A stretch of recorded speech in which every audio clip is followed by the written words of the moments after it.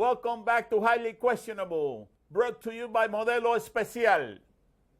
Joining us at the beach today is Birdman. Not the basketball player, but the music executive. He is the executive producer and one of the stars of the new docuseries Music Moguls, which premieres Tuesday, June 28th at 9 p.m. on BET.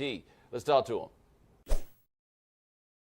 Birdman, what kind of kid were you? What was your childhood like? I grew up in a boys' home. I stayed in there a few years, and I also lived in Prince George, Canada. I lived out there for a few years.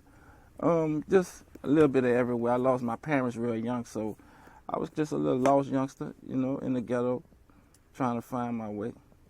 Is there any situation that you found yourself in where you look back on it now and say, man, I was really fortunate that that situation didn't end me or destroy my future?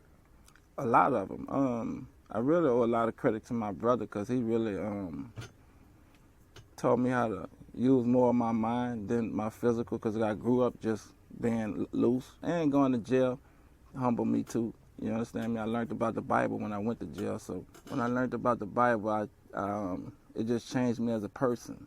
It made me want to be something, do something with my life. Because before that, I really didn't care about life. My life or anybody's life. It didn't matter. Well, did someone or something bring you to the Bible, or when you got into jail, you had already decided that that's what you wanted to do? When you're in jail, you're gonna hear the word, period. You know.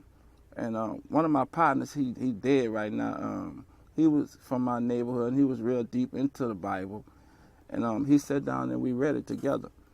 Once I learned about the Bible and went to jail, I realized I'm going to go out here and do something different with my life. I'm going to use my mind. I'm going to go out here and mastermind. I always was smart and was a leader. I just wanted to just go out there and try to do something different. What are the things that had to happen for you to get that $30 million contract? I just worked hard. I didn't think they were going to give me that kind of money at this. I was real young, like 19, with that kind of money. So, and just me, how I grew up, coming out of boys' home, and just how my life started and how all that happened. It was like the weirdest ever. I never thought I could be, you know, in the project with that kind of money, these cars, just a young man that was unfortunate that became fortunate. Is it true that you bought 50 cars? I've read that it was 50 cars. That seems like a lot for your loved ones and to help people out. I went straight to the car lot.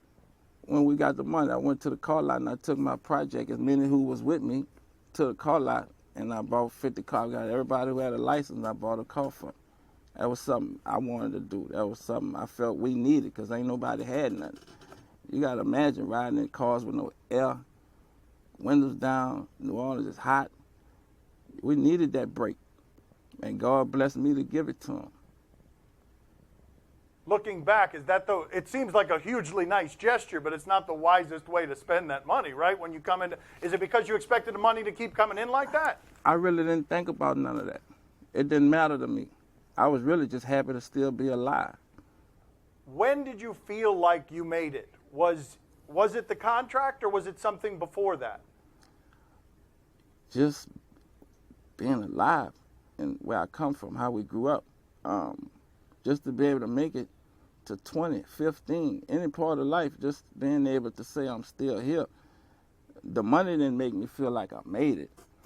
And it did too, because I didn't think that I ever come across the kind of money I came across in my life. First, in New Orleans, you got to survive.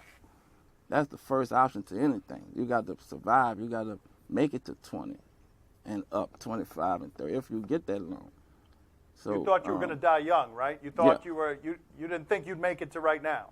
Nah, no way possible. You dream of dying young. That's a part of growing up uptown. I got a couple of true or false questions. True or false, you had $1 million cash that you actually slept on. You slept on $1 million cash. I still sleep on $1 million cash. That's just a fatuation for me in life. I do that, and I'm going to do that till I die. Just cash? I'm going to do that till I die. I got $1 million on my mattress, under my sheets. I just feel the need to do that. I was fortunate to be blessed to be able to do it, and I sleep on it every night with my Versace bedspread on top of it. Hold on, so the cash is in between the mattress and the sheets. Like, that doesn't Yeah. sound very comfortable, Birdman. Like, that It sounds don't like it matter. moves around when you roll around. No, I well, mean, you you got- make too we much got money the to not be mattress. comfortable in your bed, man. Man, I got my bed is 3 California Kings, man. It's from end to end. You can't even sleep in it. You can roll over and roll the other way and still don't be in the middle of it. But not a lot of people are allowed in that room, or is it just known that there are guns in that room and nobody is going to actually touch any of that money? Well, if you coming in that room, you're gonna get the business. Either way it goes. Okay. You understand me? So, but nah, you know, my house secured. You know, I self-protect myself. Another true or false question. You and Lil Wayne used to play games, video games, $10,000, computer Madden. You wouldn't even actually play the games. You would just let the computer play against each other. Nah. True or false? True and false. We gamble each other. We used to gamble, not nothing heavy, something light. You understand me? He a sport head like me. He really a sport addict. I'm a sport head. But we played the game and bet, definitely. But not the computer. We'll be playing ourselves. But T-Pain said it was about $10,000 a game. He got that Every right? time He got we the play number at right? least 10 bands. At least, minimum.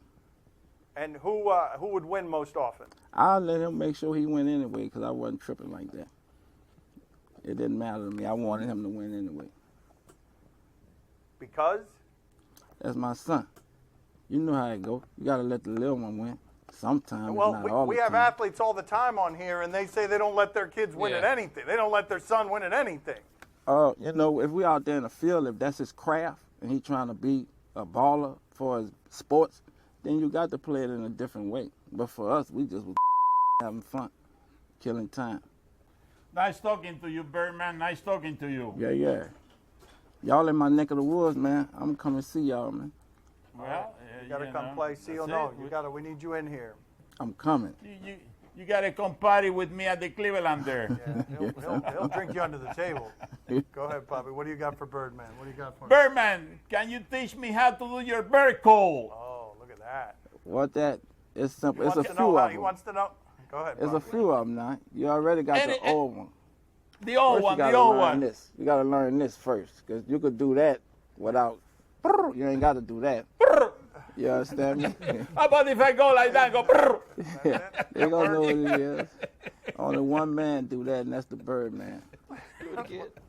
Did I pass the test of fire? Brrr. Brrr. Yeah. Yeah. Thank you, sir. Thank you Nah, for being man. on with us. Thank y'all for Gracias. having me, man. And I will Gracias. pull up in Miami, man. Let's Y'all go. in my Yeah. neck Let's of the go. woods, man. That's I right. salute y'all, man. Have a great day. Highly questionable is broadcast from the Clevelander Hotel on beautiful South Beach, Miami.